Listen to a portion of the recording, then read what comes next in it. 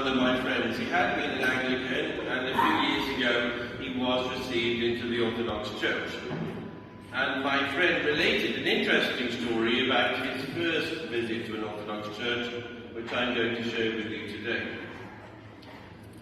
My friend was sitting along the aisle, and a member of the church community tapped him on the shoulder and said, my friend turned to look up at the parishioner who said, "You're in my seat."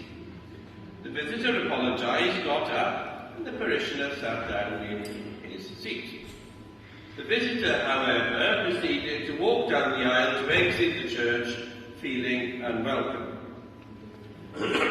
Now, fortunately, someone stopped the visitor and asked him to sit with him and his family, and that, in fact, saved the day. The visitor stayed for the service, and he also decided to return. It's crazy to think, though, how close our church was to losing a person who would go on to be a valuable member of the Orthodox Church because of one person's unpleasantness to this visitor. It is easy to think what we do or do not do when attending a service really does not make any difference, but this story reminds us that it does. Are we welcoming to our visitors? Or do we make a new person look for the exit? Did we ever wonder why many visitors who come to our parish once do not come back? In today's epistle reading, we heard St. Paul say, "Welcome one another as Christ has welcomed you for the glory of God." So, I have some suggestions on how to greet visitors to our parish so that they seriously consider participation in the Orthodox faith. So firstly, who should greet a visitor? What is our parish's present policy for greeting visitors? If the answer to the question is no, then we must also be willing to take a hard look at what it means to be a visitor. No present method for welcoming visitors is in fact a program. It's the worst program possible. Newcomers don't know about parish greeting programs. They only know the reality of being greeted or not. What we do not do speaks as loudly as what we do.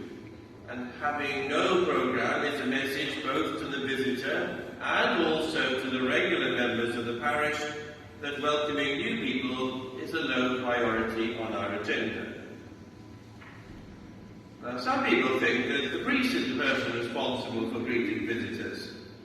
Yes, the priest can extend a brief greeting to a new visitor at the end of the service, but many visitors do not come to take the Antitheron, and especially if they're not Orthodox Christians.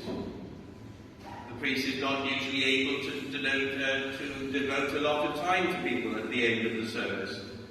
And even if he were free 15 minutes after the end of the liturgy, how many visitors stay that long?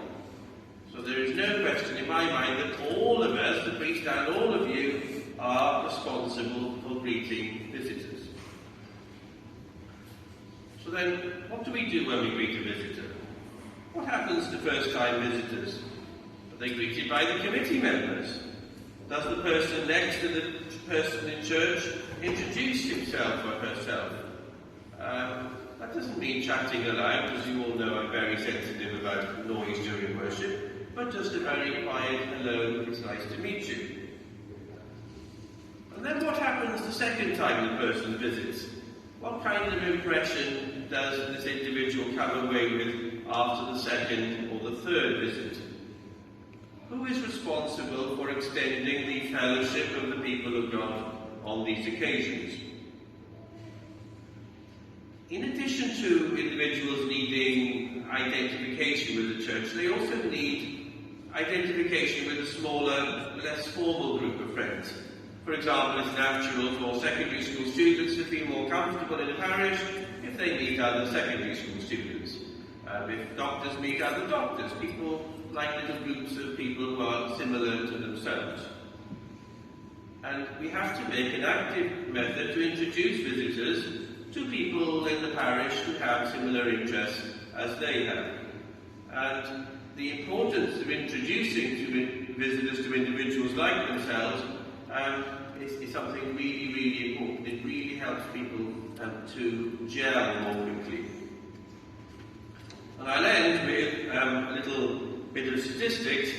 On Easter Sunday in 1999, 12% of atheists and agnostics attended a Christian church on Easter Sunday that year. That's nearly 1 million adults. So most of these are unchurched, obviously they're atheists and agnostics, but they still have some desire for belief. And maybe they will show up at our church next year. The question for us is, will we be ready for them? I didn't preach on the Gospel or the Epistle today, just those few thoughts about welcoming visitors.